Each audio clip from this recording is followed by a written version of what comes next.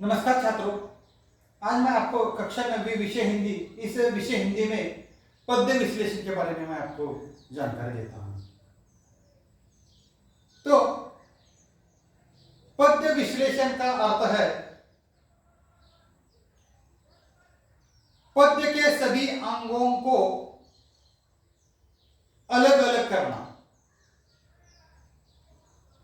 कविता में कवि के मौलिक विचार होते हैं। कविता में कोई सीख होती है, कोई संदेश होता है और उसमें पाठकों को कोई प्रेरणा मिलती है।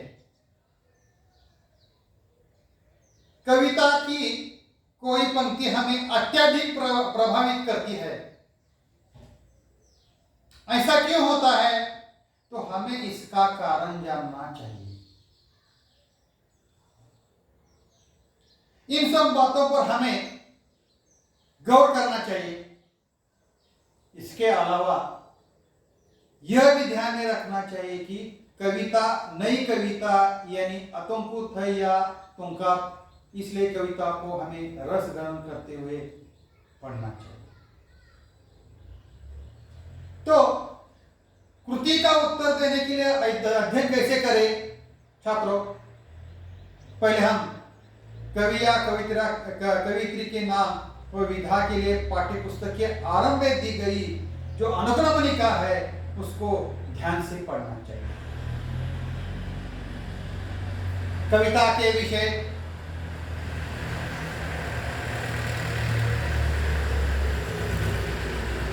कविता से मिलने वाली सीख, संदेश, प्रेरणा की जानकारी के लिए मार्गदर्शिका में कविता का भावार्थ ध्यानपूर्वक पढ़ना चाहिए। कविता की मनपसंद पंक्ति के लिए आपको कविता का भलीभांति अध्ययन करके उसके भावों को हमें समझना होगा। कृति पत्रिका के लिए प्रश्न दूसरा में 6 के लिए यह प्रश्न पूछा जाता है पद्य विश्लेषण के बारे में। प्रस्तुत कविता का पद्य विश्लेषण कीजिए। तो हमें कैसे पद्य विश्लेषण करना चाहिए? पहले हमें एक आंकड़ा लिखना है और उस पर रचनाकार का नाम लिखना है। देखो आज मैं आपको कविता जो पहली कविता है चांदनी रात, इस कविता का मैं आपको विश्लेषण कैसे करता हूं इसके बारे में मैं आपको जानकारी देता हूं। तो रचनाकार का नाम हमें क्या लिखना चाहिए? मैथिली शरण गुप्त। कविता का नाम चांदनी रात।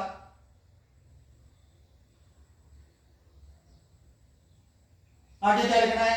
कविता की विधा। चांदनी रात ये क्या है? यह कविता खंड काव्य का एक अंश है जो पंचवटी खंड काव्य से लिया गया है।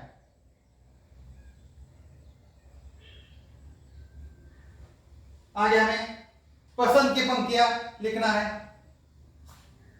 देखो चांदनी रात इस कविता में पसंदीदा पंक्ति कौन सी है? तो चारू चंद्र की चंचल किरणें खेल रही है जल थल में, स्वच्छ चांदनी भीजी हुई है अवनी और अंबर तल में। यह पसंदीदा पंक्ति है। फिर एक बात दोहराता हूं, चारों चंद्र की चंचल किरणें खेल रही है जल थल में, स्वच्छ चांदनी बिछी हुई है अवनी और अंबर तल में। यह पसंदीदा पंक्ति है। तो छात्रों आप पसंदीदा कौन से भी लिख सकते हैं उस कविता में से।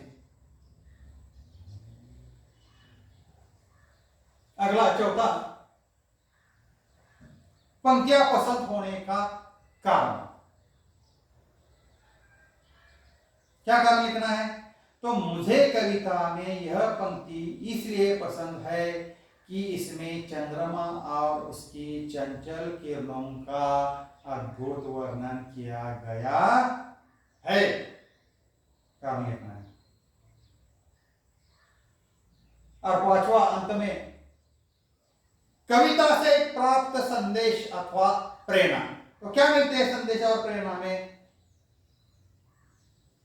इस कविता में चांदनी रात का सुंदर वर्णन किया गया है।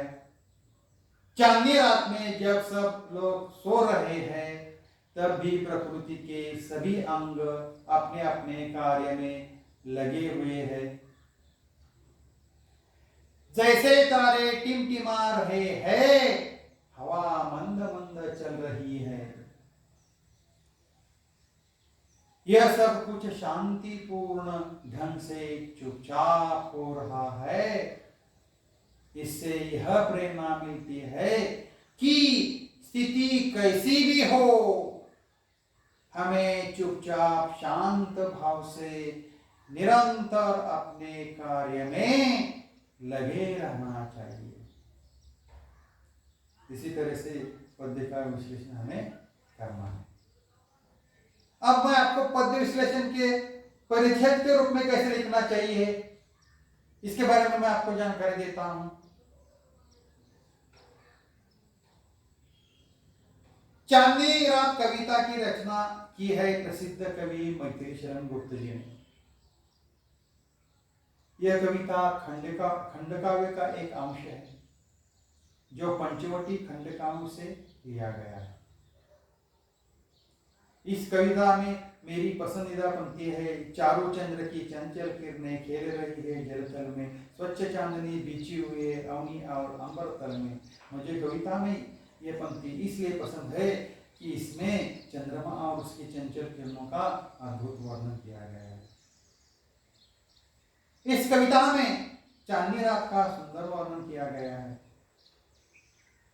चांदनी रात में जब लोग सो रहे हैं तब प्रकृति सभी अंग अपने अपने कार्य में लगे हुए हैं। तब भी प्रकृति सभी अंग अपने अपने कार्य में लगे हुए हैं। जैसे तारे टिमटिमा रहे हैं, मंद मंद हवा चल रही है, ये सब कुछ शांतिपूर्ण ढंग से चुपचाप हो रहा है। इससे यह प्रेरणा मिलती है कि स्थिति कैसी भी हो, हमें चुपचाप शांत भाव से निरंतर अपने काम में लगा रहना चाहिए। देखो छात्रों, आज मैंने आपको कक्षा 90 विषय हिंदी में पद्य विश्लेषण कैसे करना चाहिए और इस पर आधारित जो प्रश्न पूछा जाता है उसका उत्तर कैसे लिखना चाहिए इसके बारे में मैंने आपको जानकारी दी। छात्रों, यहाँ मैं ठहरता हूँ। धन्यवाद।